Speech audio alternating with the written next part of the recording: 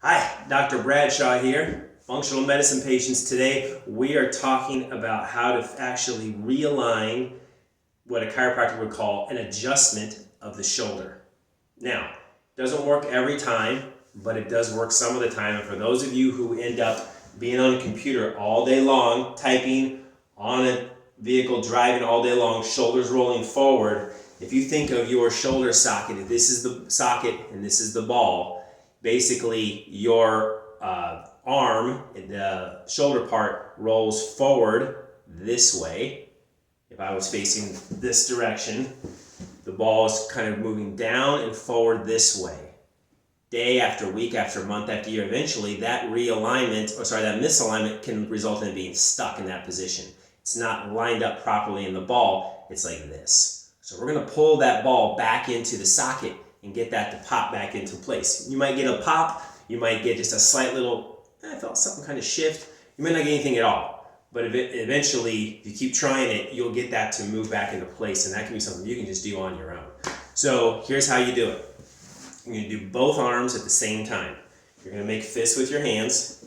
You're going to place them in the small of your back, right down here like this, okay? So obviously your elbows are pointing backwards a little bit. What you want to do is you want to bend forward at the waist and try to squeeze your elbows together towards the midline. It's almost like you're trying to touch your elbows together back here.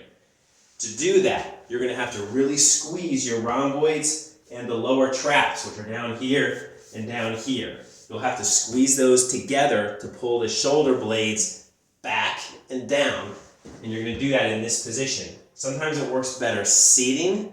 Sometimes it works better actually standing. I'll actually sometimes do it this behind there. I'll bend my knees a little bit, kind of lean forward, and I'll squeeze my elbows back. Your hands should stay touching your rear end right about here. They don't have to touch in the middle of the back here. When you squeeze back hard enough, your hands will come apart a little bit, but they should still be touching your rear end. That's the key. So you're squeezing back, and you will feel a release in the front part of the shoulder. So that's what we're shooting for. You don't really need to do this like a number of repetitions. You just kind of squeeze it back there and do that 3 to 5 times to see if you can get that to release. If you do, great. Then mission accomplished. If you don't, keep doing your stretches. Eventually you will.